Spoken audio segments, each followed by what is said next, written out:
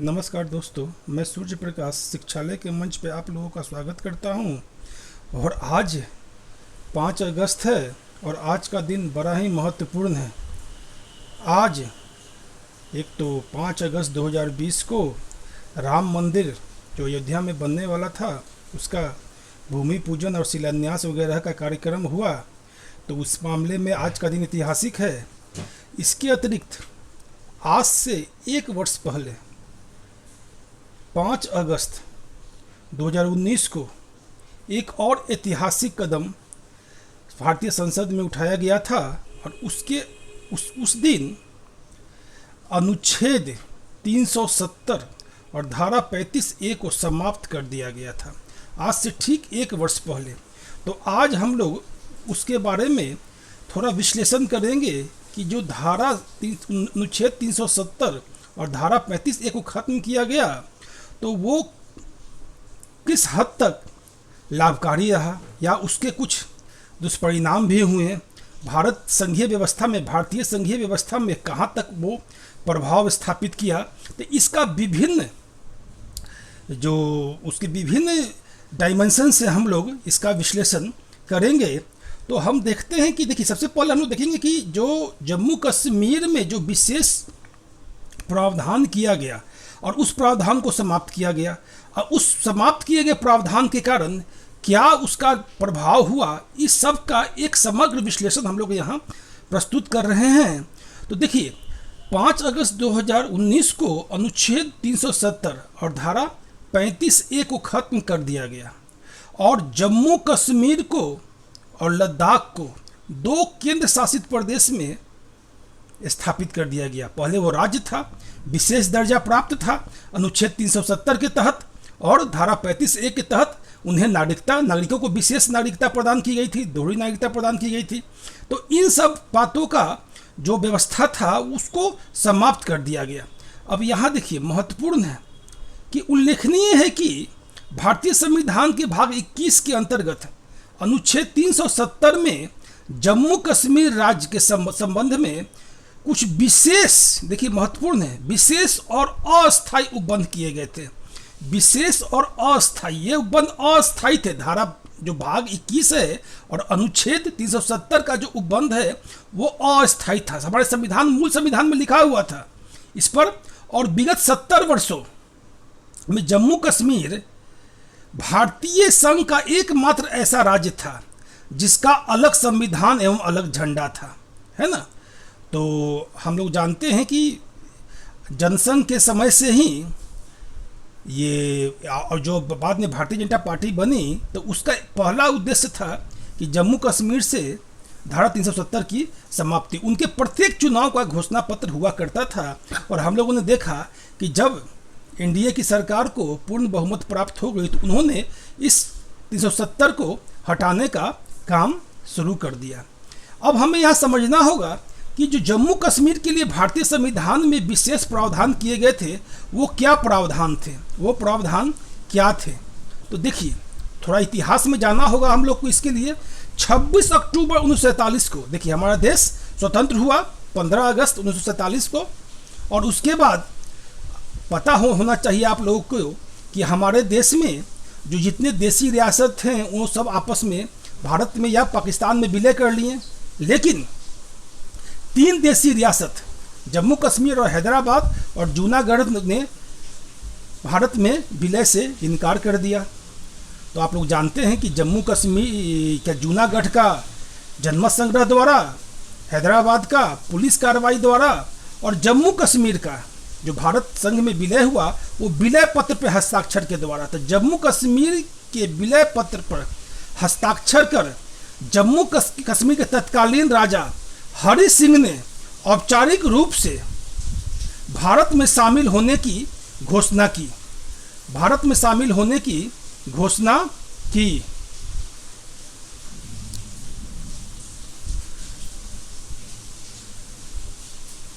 देखिए, जम्मू कश्मीर जब भारत में शामिल हुआ तो उस समय राज्य के केवल 3 विषय, आप लोग जानते हैं कि हर जो संघीय व्यवस्था में संघ सूची, राज्य सूची, समवर्ती सूची होता है, तो जम्मू कश्मीर राज्य का विशेष प्रावधान था, इसलिए वहाँ सिर्फ 3 विषय, वहाँ के 3 विषय ही जिसमें संचार, विदेश और रक्षा केंद्र के जिम्मे सौंपा गया, यानी भारत सरकार को सौंपा गया। और यह निर्धारित किया गया कि जम्मू कश्मीर के नागरिक अपना संविधान का निर्माण अपने संविधान सभा के माध्यम से करेंगे और यही संविधान सभा जम्मू कश्मीर की आने वाली सरकार की प्रकृति तय करेगी, है ना। इसी संबंध में इन सबको जो जम्मू कश्मीर को विशेष प्रावधान किया गया, उसके लिए संविधान में अनुच्छेद 370 को सम्मिलित किया गया और स्पष्ट तौर पर कहा गया कि जम्मू कश्मीर से संबंधित जो 370 में उपबंध किए गए हैं वो अस्थायी हैं। ये विशेष और अस्थायी उपबंध है। पुनः आगे हम लोग देखते हैं तो जम्मू कश्मीर के संविधान सभा का प्रथम अधिवेशन 31 अक्टूबर 1951 में हुआ और 10 फरवरी 1954 को जम्मू कश्मीर के संविधान सभा ने इस बात की पुष्टि की कि भारतीय संघ में जम्मू कश्मीर का विलय अंतिम है। देखिए, इस जो जम्मू कश्मीर संविधान सभा की इस उद्घोषणा से यह सिद्ध हो गया कि चूंकि जम्मू कश्मीर में किसका प्रतिनिधित्व था, जम्मू कश्मीर की जनता का प्रतिनिधित्व था। अब जम्मू कश्मीर की जनता का प्रतिनिधित्व था तो जम्मू कश्मीर की जनता के प्रतिनिधियों के द्वारा यह स्थापित किया गया 10 फरवरी 1954 को कि जम्मू कश्मीर के संविधान सभा इस बात की पुष्टि कर दी कि भारतीय संघ में जम्मू कश्मीर का विलय अंतिम है। तो एक तरह से एक जनमत संग्रह का ही प्रारूप है, क्योंकि जब बार बार आलोचना होती थी कि राजा के द्वारा विलय पत्र पर हस्ताक्षर किया गया है और जम्मू कश्मीर की जनता का क्या मत है, तो वो मत इस घोषणा के साथ जम्मू कश्मीर के संविधान सभा के इस उद्घोषणा के साथ क्लियर हो गया कि जम्मू कश्मीर का भारतीय संघ में विलय अंतिम है ना। अब देखिए, जम्मू कश्मीर का जो संविधान बनाया गया उसमें राज्यपाल शासन का प्रावधान किया गया था। राज्यपाल शासन का, पूरे देश में राष्ट्रपति शासन लगता है, लेकिन जम्मू कश्मीर में राज्यपाल शासन का प्रावधान किया गया था, जिसमें यह प्रावधान था कि यदि राज्य विधानसभा के विघटन या मंत्रिपरिषद के अस्तित्व में न होने पर राज्यपाल शासन राष्ट्रपति की सहमति से लगाया जा सकता है। यानी जम्मू कश्मीर में जो राज्यपाल शासन होगा वो राष्ट्रपति की सहमति से लगाया जाएगा।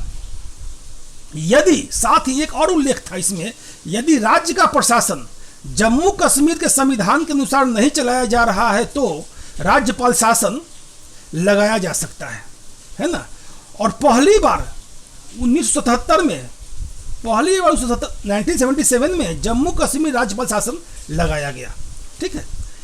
अब देखिए, जम्मू कश्मीर का एक नागरिकता संबंधी भी प्रावधान किया गया है कि देखिए वहां के नागरिकों को स्पेशल अधिकार दिया गया था, दोहरी नागरिकता का प्रावधान किया गया था। अब कैसे था इसका भी हम लोग थोड़ा विश्लेषण कर लेते हैं।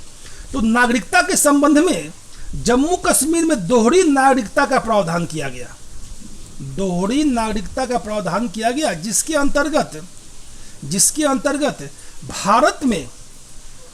भारत के राष्ट्रपति, है ना, भारत के राष्ट्रपति एक आदेश दिए और भारतीय संविधान में अनुच्छेद 35A जोड़ा गया। यानी राष्ट्रपति के आदेश से भारतीय संविधान में एक अनुच्छेद 35A जोड़ा गया जो जम्मू कश्मीर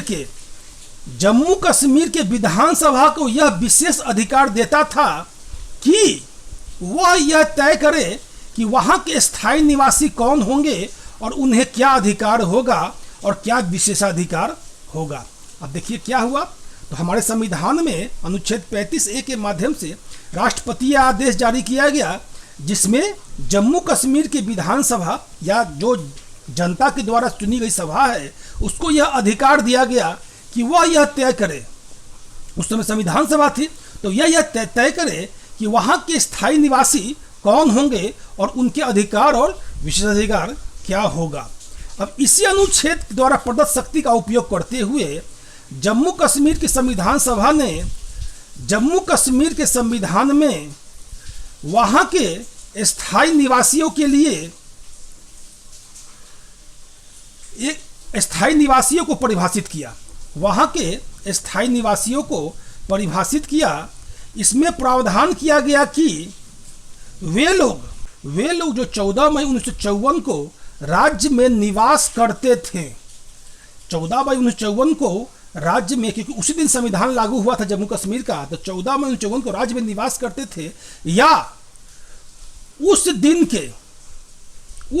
के पीछे यानी विगत 10 वर्षों से राज्य में रह रहे थे और कानूनी रूप से अचल संपत्ति के मालिक थे, वही जम्मू कश्मीर के स्थायी निवासी माने जाएंगे। तो क्या क्या बताया गया इसमें कि इसमें प्रावधान किया गया कि जो लोग 14 मई 1954 को राज्य के निवासी थे, यानी राज्य के यहाँ के सिटीजन थे, उस राज्य के निवासी थे, और या जो लोग 14 मई 1954 से 10 वर्ष पूर्व यहाँ आकर रहने लगे थे और अचल संपत्ति के मालिक थे, यानी घर जमीन वगैरह था उनका, तो उन्हें ही जम्मू कश्मीर का स्थायी निवासी माना जाएगा। तो ये प्रावधान जो कि अनुच्छेद 370 और 35A में किया गया था, उसका उल्लेख यहाँ मैंने किया कि क्यों जम्मू कश्मीर को विशेष दर्जा प्रदान किया गया, है ना। अब आगे देखते हैं कि जम्मू कश्मीर में जो अनुच्छेद 370 और 35A को किस आधार पर समाप्त किया गया। अब जो समाप्त किया गया 5 अगस्त 2019 को, तो उसका आधार क्या था, इसको समझने की आवश्यकता है।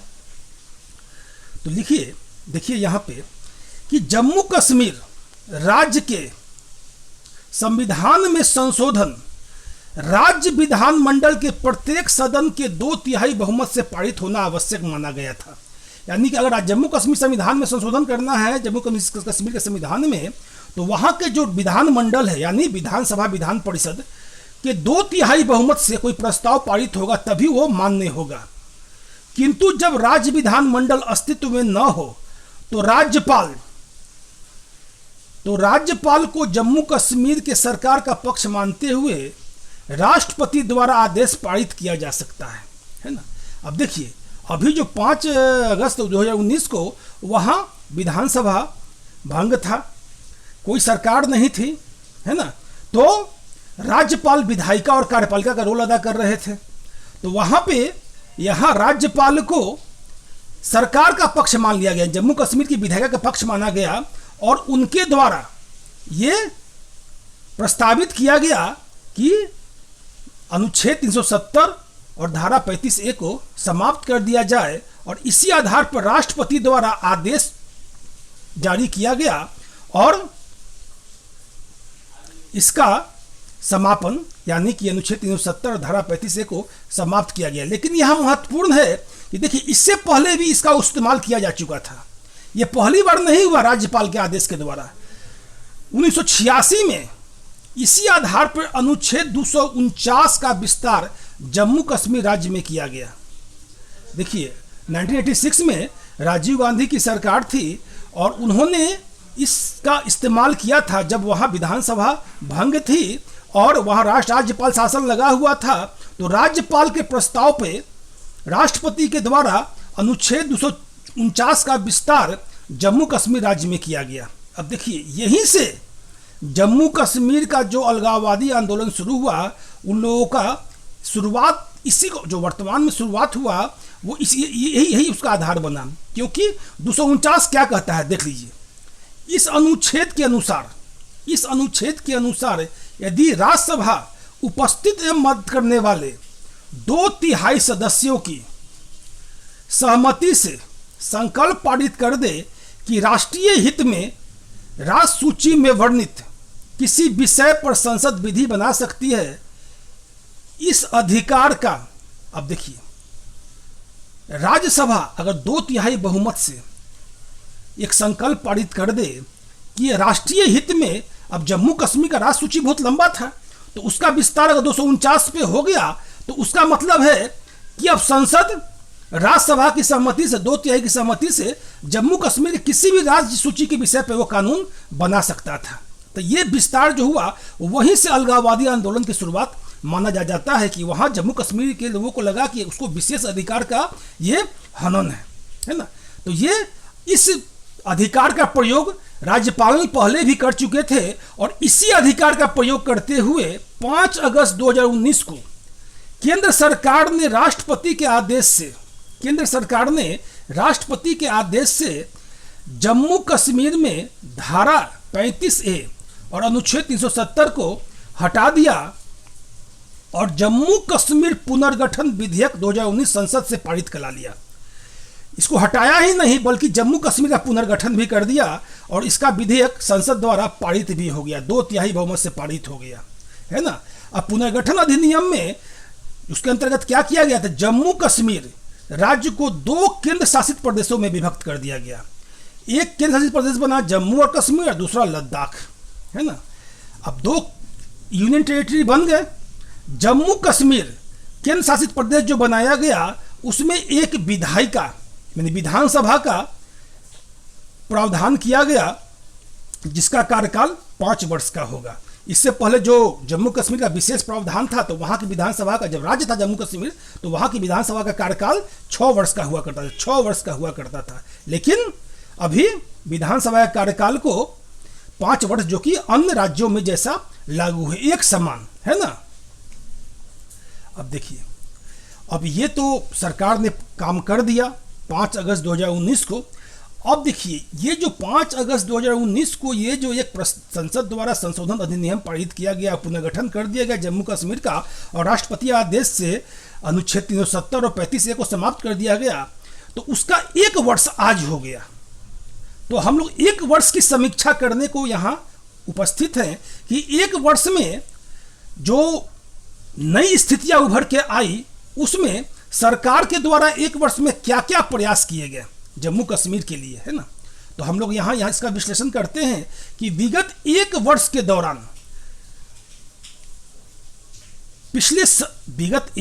दौरान सरकार के द्वारा पिछले 70 वर्ष से जारी मूल अधिकारों के हनन और भेदभाव को समाप्त करने के लिए कई सार्थक और सराहनीय कदम उठाए गए। अब कैसे? तो जम्मू कश्मीर में जो नागरिकता था उसमें काफ़ी भेदभाव था। वहाँ लोगों को स्थायी नागरिकता नहीं दिया जाता था। साथ ही पूरे भारत के कोई भी व्यक्ति वहाँ जा कर के अपना स्थायी रूप से बस नहीं सकता था, कोई व्यापार नहीं कर सकता था, न कोई तरह का संपत्ति अर्जित कर सकता था। लेकिन सबसे खराब स्थिति वहाँ आए हुए जो शरणार्थी लोग थे, जो पाकिस्तान से आए थे, उन लोगों की थी। अब जो कदम उठाया गया, क्या कदम उठाया गया? देखिए, 1947 में पाकिस्तान से भागकर 1947 में जब देश आज़ाद हुआ और सांप्रदायिक दंगे हुए, तो पाकिस्तान से भागकर आए हिंदू, सिख, गोरखा शरणार्थियों को अब जाकर मूल निवासी का दर्जा, यानी 70 वर्ष बाद, यानी 73 वर्ष बाद उन्हें मूल निवासी का दर्जा दिया गया और उन्हें नागरिकता प्रदान की गई। ऐसे लोगों की संख्या जम्मू कश्मीर में 1.5 लाख थी जो शरणार्थी थे। कहाँ से आए थे? पाकिस्तान से आए थे।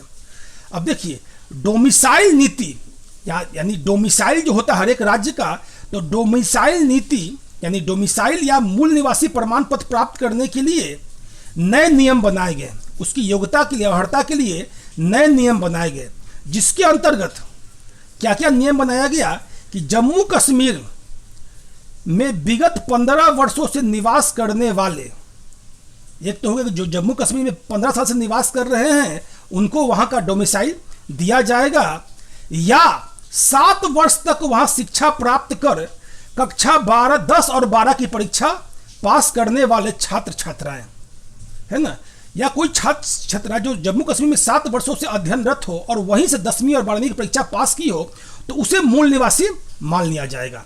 सामान्य लोगों के लिए 15 वर्ष, लेकिन छात्र छात्राओं के लिए 10 वर्ष। शर्त यही है कि वो 10वीं और 12वीं की परीक्षा जम्मू कश्मीर से पास किए हों। इसके अतिरिक्त 10 वर्ष तक जम्मू कश्मीर में केंद्र या उसके उपक्रमों में काम करने वाले कर्मचारियों या उनके बच्चों को मूल निवासी की श्रेणी में आएंगे। अगर 10 साल कोई केंद्रीय कर्मचारी जम्मू कश्मीर में काम कर रहा है या उसके केंद्र सरकार कोई उपक्रम में काम कर रहा है, तो उस कर्मचारी को या उसके बच्चों को मूल निवासी के वहाँ के श्रेणी में आ सकते हैं। उनको डोमिसाइल वहाँ की डोमिसाइल दिया जा सकता है, मूल निवासी का दर्जा दिया जा सकता है। अब देखिए, जो ये नए नियम बने उससे 1 साल के अंदर 3.5 लाख से अधिक लोग ऑनलाइन आवेदन के माध्यम से डोमिसाइल प्रदान कर दिया गया। अब इस नए नियम के माध्यम से 3.5 लाख से अधिक लोगों को वहां का मूल निवासी बना दिया गया जो इस क्राइटेरिया को फुलफिल करते थे। अब देखिए 1 साल में सामाजिक आर्थिक क्या बदलाव हुए इसका भी विश्लेषण हम लोग करते हैं जम्मू कश्मीर में।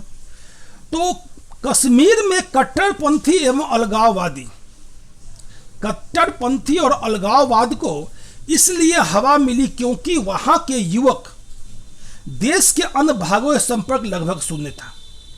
कश्मीर का एकदम अलग, पिछले 30 वर्षों से देखिए इतना आतंकवादी घटना वगैरह घटित हो रही थी कि वहां के लोगों का बिल्कुल देश के साथ संपर्क नहीं था, है ना, एकदम शून्य था संपर्क।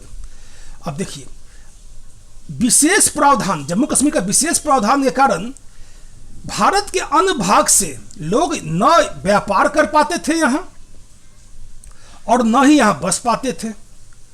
और रही सही कसर जब 1990 के दशक में कट्टरपंथी और अलगाववादी आंदोलन शुरू हुआ तो कश्मीर में रह रहे पंडितों और सिखों को वहां से भगा दिया गया। कश्मीरी पंडित और सिखों को वहां से भगा दिया गया। इस कारण जम्मू कश्मीर में जो बच्चे 1990 के बाद जन्म लिए उन बच्चों को भारत की बहुसंस्कृति के बारे में बिल्कुल जानकारी नहीं थी कि भारत कितना सांस्कृतिक विविधता वाला देश है, यहाँ इसकी संस्कृति कितनी रिच है, इसके बारे में बिल्कुल जानकारी नहीं थी। और उन्हें क्या पढ़ाया जाता था तो इस्लामिक कट्टरपंथ, इस्लामिक कट्टरपंथ से ओतप्रोत होकर वो उसी को अपना आदर्श मानते थे जो इस्लाम का कट्टरपंथ, क्योंकि वहाँ की शिक्षा दीक्षा भी उसी आधार पर हो रही थी वहाँ के युवाओं की, क्योंकि वो मुख्य धारा से बिल्कुल कटे हुए थे। अब देखिए कश्मीर के जो अधिकांश नेता थे वो भारत विरोधी प्रदर्शनों को भड़काते थे और उससे अपना आर्थिक लाभ प्राप्त करते थे, है ना। उन्हें विभिन्न, और उनका मुख्य धंधा यही था कि पत्थरबाजी करवाना, लोगों को गुमराह करना, युवाओं को आतंकवाद और अलगाववाद में धकेलना, और इसके लिए उन्हें बड़ी मात्रा में देश विदेश से फंडिंग होती थी। हजारों करोड़ रुपया में वो फंडिंग होता था और वे नेता उसी का बंदरबाट करते थे, है ना। अब देखिए अनुच्छेद 370 की समाप्ति इन सभी गतिविधियों को एक साथ समाप्त कर दिया। जो अलगाववादी गतिविधियां थी, जो वहां के नेताओं का बंदरबाट था, जो वहां के युवाओं को अलग एकदम अंधेरे में रखा जाता था, इस्लामिक कट्टरवाद से ओतप्रोत होते थे, इन सबको एक साथ समाप्त कर दिया गया। और घाटी में देश के अन्य भागों के समान गतिविधियां को संपादित करने का प्रावधान करके इसे देश की मुख्य धारा से जोड़ने का काम किया गया। अब मुख्य धारा से जोड़ने का काम किया गया। अनुच्छेद 370 और 35A की समाप्ति के बाद जम्मू कश्मीर को केंद्र शासित राज्य बनाने, केंद्र शासित प्रदेश बनाने तथा बाद में उसके बाद जो यूनियन टेरिटरी बना, सामाजिक आर्थिक विकास की गति तेज हुई, है ना। वहां सामाजिक आर्थिक विकास की गति को तेज करने का प्रयास किया गया। भारतीय सेना की सख्त कार्रवाई के कारण स्थानीय तथा विदेशी आतंकियों का लगभग सफाया हो चुका है। इसका उदाहरण है कुपवारा, जिसको मिनी पाकिस्तान कहा जाता था। कुपवारा जिला जिसमें स्वतंत्रता एवं आजादी की, है ना, मतलब कि वहां के लोग लगातार भारत से अलग होने की बात करते थे, ऐसा दिखाया जाता था। अब ये वास्तविकता क्या है, लेकिन वहां के लोगों को कुपवारा में बहुत ज्यादा अलगाववादी आंदोलन था। लेकिन अब क्या है कि वो अलगाववाद पर चर्चा नहीं करते हैं, अब वो विकास की योजनाओं पर चर्चा करते हैं। और यहाँ अब खेलकूद, यहाँ के युवा खेलकूद करते हैं, पढ़ाई करते हैं एवं अन्य रचनात्मक कार्यों में लग रहे हैं। उस अपने आप को अपना विकास चाह रहे हैं, राज्य का विकास चाह रहे हैं। देखिए आर्थिक गतिविधियों को सामान्य बनाने के उद्देश्य से महत्वपूर्ण कदम उठाए जा रहे हैं, जिसमें पूंजी निवेश, कृषि तकनीक को बढ़ावा देना तथा पर्यटन आदि को फिर से जीवंत करना महत्वपूर्ण है। देखिए जम्मू कश्मीर में बहुत ज्यादा अवसर है। अगर जम्मू कश्मीर में इतना अवसर है कि अगर उसका सही दोहन किया जाए तो निश्चित रूप से जम्मू कश्मीर एक बहुत विकसित राज्य बनकर उभरेगा। वहाँ का जो क्लाइमेट है, वहाँ कृषि के लिए जैसे सेब, ड्राई फ्रूट्स के लिए काफ़ी उपयुक्त है, विख्यात है, विश्व विख्यात है कश्मीरी सेब, कश्मीरी अंजीर, है ना। वहाँ काफ़ी होता है, कई तरह के फल होते हैं। कश्मीर में कई तरह के फूलों की खेती भी होती है। तो इसलिए कृषि का जो वाणिज्यीकरण करके या कृषि में महत्वपूर्ण योगदान करके इसका विकास किया जा सकता है।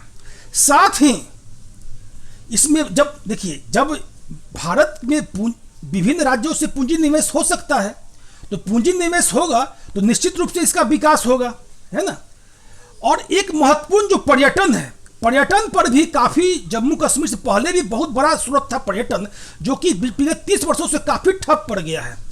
और पर्यटन में ही यहाँ पिक्चरों की शूटिंग वगैरह जो होती थी, उससे भी काफ़ी जम्मू कश्मीर के लोगों को रोजगार और आय बढ़ता था। तो इन सबों का जीवंत करना बहुत महत्वपूर्ण है और सरकार इस क्षेत्र में काम कर रही है। लेकिन देखिए, सिर्फ इसका सकारात्मक पक्ष पर चर्चा करना एक पक्षीय विश्लेषण होगा। सॉरी। अब हम लोग देखेंगे कि अनुच्छेद 370 की समाप्ति के बाद कुछ व्यवहारिक समस्याएं भी उभरी हैं। लोगों में कुछ समस्याओं का भी सामना करना पड़ रहा है। ये समस्याएं क्या है, तो इसको हम लोग चर्चा करते हैं।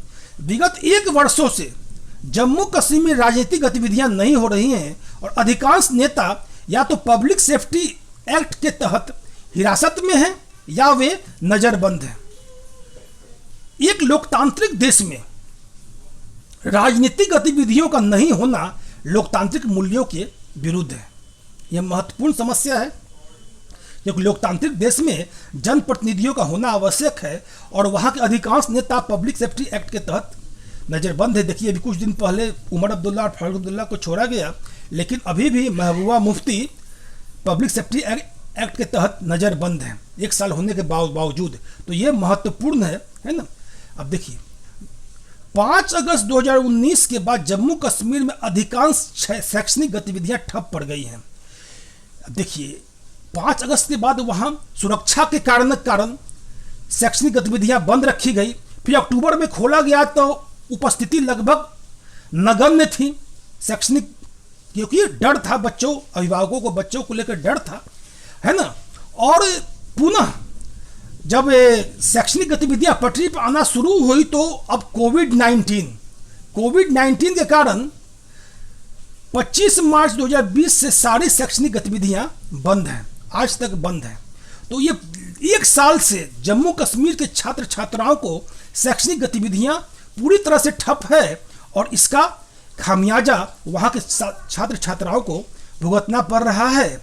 अब देखिए, 5 अगस्त 2019 के बाद जम्मू कश्मीर में मोबाइल और इंटरनेट पर प्रतिबंध लगा दिया गया था, है ना। संचार के साधन ठप हो गए थे। अब इनको 25 जनवरी 2020 से चालू किया गया, 25 जनवरी 2020 से चालू किया गया, परंतु जो इंटरनेट का स्पीड दिया गया है वो बहुत कम है, वो 2G का स्पीड है, 2G का स्पीड दिया गया है, जिस कारण जो अभी का लॉकडाउन पीरियड है और सारी शैक्षणिक गतिविधियां, सारा काम ऑनलाइन हो रहा है, जितने ऑफिशियल एवं शैक्षणिक काम ऑनलाइन हो रहा है, वो सब पूरी तरह से बाधित है, क्योंकि 2G स्पीड से कोई काम नहीं हो सकता है। तो यहाँ एक व्यवहारिक समस्या उभर कर सामने आ रही है कि वहाँ कोई तरह का गतिविधि नहीं हो पा रहा है। अब देखिए, जम्मू कश्मीर का पूरा आर्थिक गतिविधि ठप है और ऐसा माना जाए लगभग 18,000 करोड़ की हानि हो चुकी है जम्मू कश्मीर राज्य का, है ना। और भले ही केंद्र सरकार कितना भी दावा करे, लेकिन लगभग 5 लाख नौकरियां भी विभिन्न निजी और सरकारी क्षेत्रों को मिलाकर चली गई हैं, है ना। तो वहां के लोगों में बेरोजगारी की समस्या है, व्यवसाय की समस्या है और कोविड के कारण और समस्या बढ़ गई है। अब देखिए, एक और बहुत आशंका वहां के स्थानीय लोगों में उभर कर सामने आ रही है कि देश के विभिन्न क्षेत्रों से आ रहे पूंजी निवेश और कार्मिक निवेश के कारण स्थानीय लोगों में यह आशंका उत्पन्न हो गई है कि वे लोग बेरोजगारी या आर्थिक समस्या का सामना करना पड़ेगा और कई क्षेत्रों में उन्हें कंपटीशन का सामना करना पड़ेगा, जिसके कारण उनको काफ़ी समस्याएं आएगी। अब देखिए, जम्मू कश्मीर के डेमोग्राफिक में भी बदलाव आएगा। अब कई लोगों को, जैसे आपको मैंने बताया कि लगभग 3.5 लाख आवेदन को स्वीकृत किया गया जो कि डोमिसाइल के लिए, तो वहाँ डेमोग्राफिक भी चेंज होगा। तो इस कारण भी वहाँ के जो पहले के जो स्थानीय लोग, उनके अंदर एक आशंका है, उनके अंदर एक डर है। ठीक है, तो अब आवश्यकता है कि इन चुनौतियों का सामना हम कैसे करें। इन चुनौतियों का सामना हम कैसे करें, तो चुनौतियों का सामना करने के लिए क्या प्रावधान किए जाएं, क्या कदम उठाए जाएं, तो ये चुनौतियों का सामना हम कैसे करें। तो इन चुनौतियों का सामना करने के लिए लोकतांत्रिक प्रक्रिया को चरणबद्ध तरीके से बहाल करना होगा। लोकतांत्रिक प्रक्रिया जो चुनाव आदि का, या विभिन्न राजनीतिक दलों को या उनके नेताओं को छोड़ना, उनको नजरबंदी से दूर करना, इसको चरणबद्ध तरीके से स्थापित किया जाएगा। और उसके बाद लेकिन एक चीज हम लोग को ध्यान रखना है कि जब लोकतांत्रिक प्रक्रिया बहाल होगी तो वहां के राजनीतिक अलगाववादी और व्यापारिक गठजोड़ फिर से पांव न जमा ले।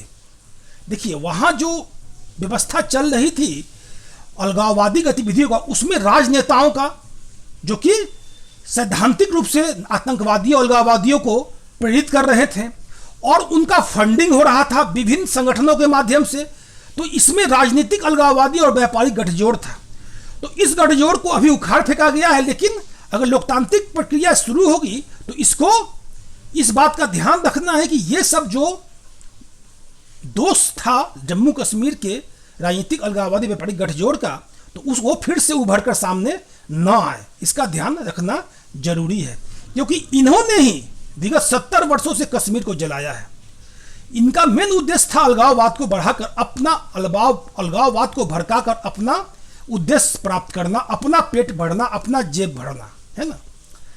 तो इसके लिए आवश्यक है कि कश्मीर में कट्टरपंथी संगठनों द्वारा संचालित मस्जिद और मदरसों, देखिए अब हम लोग कहते हैं कि जो बच्चे हैं, युवा हैं, वो कहाँ से ज्ञान प्राप्त करते हैं, तो शिक्षण संस्थानों से ज्ञान प्राप्त करते हैं। और कश्मीर में बहुत अधिक मात्रा में धार्मिक शिक्षा दिया जाता है और मस्जिद और मदरसों के माध्यम से दिया जाता है।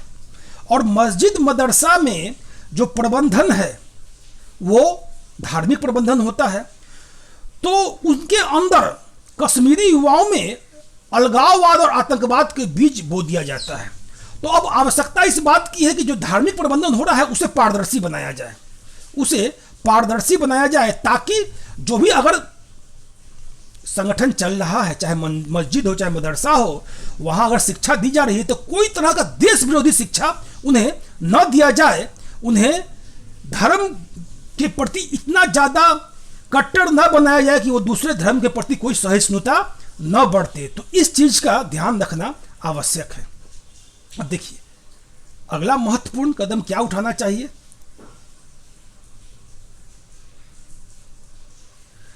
अब देखिए सरकार को आकर, जो भारत सरकार है उसको आकर फ्रंट फुट पे आना चाहिए।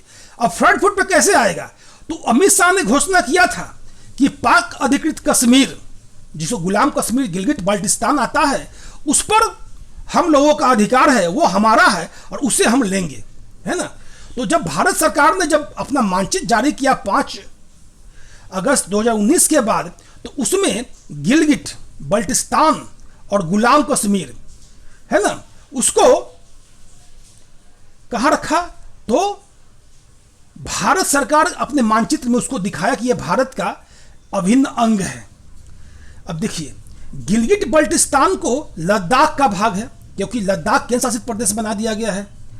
अब इसका देखिए जो भारत सरकार ने गिलगिट बाल्टिस्तान को भारत का अंग बताया है, तो इस कारण चीन में भी खलबली है। और देखिए इसी कारण चीन ने लद्दाख में तनाव पैदा किया, लद्दाख सीमा पर तनाव पैदा किया और गलवान घाटी में इतना हिंसक झड़प किया, क्योंकि उसे इस बात का खींच है कि भारत ने क्यों इसे अपना देश बनाया, क्योंकि पाकिस्तान पीओके होने के बावजूद इस पर अप्रत्यक्ष रूप से चीन का ही अधिकार है। चीन इस पे काफी महत्वपूर्ण योजनाएं अपना, जिसको हम लोग सीपेक कहते हैं, वो चला रहा है। अब देखिए भारत पर दबाव बनाने के उद्देश्य से चीन ने यह तनाव पैदा किया लद्दाख क्षेत्र में। और देखिए चीन ने सिर्फ लद्दाख क्षेत्र में ही नहीं पैदा किया तनाव, वो लिपू लेख दर्रा, आप लोग नेपाल के माध्यम से लिपू लेख दर्रा से लेकर सिक्किम और भूटान तक भारत को घेरने का प्रयास किया।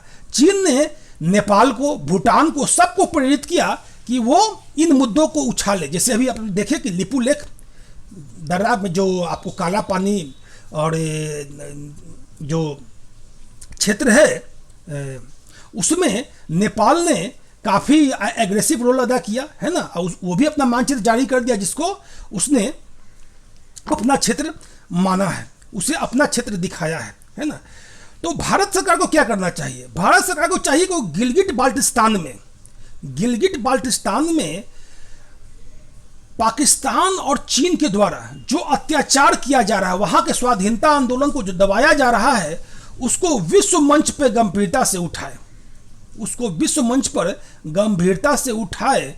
और यहां जब भारत का क्षेत्र इसको घोषित कर दिया गया है, तो वहां जो अपने स्वतंत्रता के लिए संघर्ष कर रहे हैं, वहां के जो नेता लोग हैं, उनको भारतीय विधायिका में सम्मानजनक प्रतिनिधित्व देना चाहिए।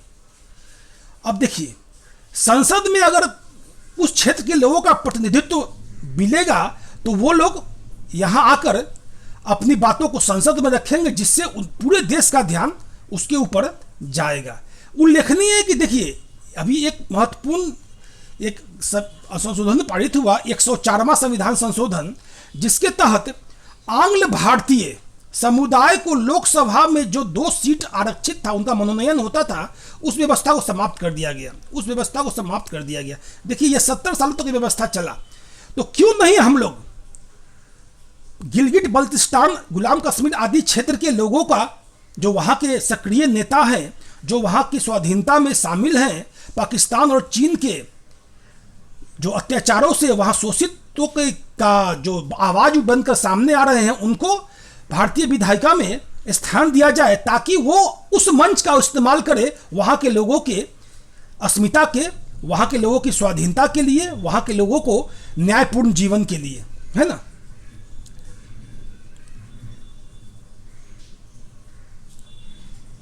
देखिए, यहां एक और महत्वपूर्ण है आर्थिक क्षेत्र।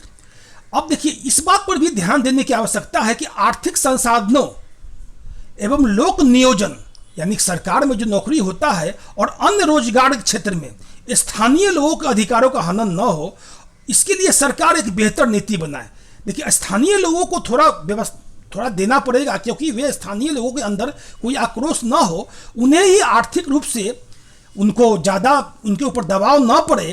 तो एक सामंजस्य स्थापित करने की आवश्यकता है सरकार को, ऐसी नीति का पालन करने की आवश्यकता है, ताकि स्थानीय लोगों को लगे कि जो ये सरकार है, ये नई व्यवस्था है, वो उनके लिए, उनके विकास के लिए आवश्यक है। वो अपना आर्थिक और अपना व्यक्तिगत विकास इस व्यवस्था से कर सकते हैं। तो यहाँ एक ऐसी नीति की आवश्यकता है जो वहाँ के स्थानीय लोगों को भी उनको रोजगार दे, उनको आर्थिक क्षेत्र में विकास दे, उनके लिए एक सुरक्षित माहौल स्थापित करे।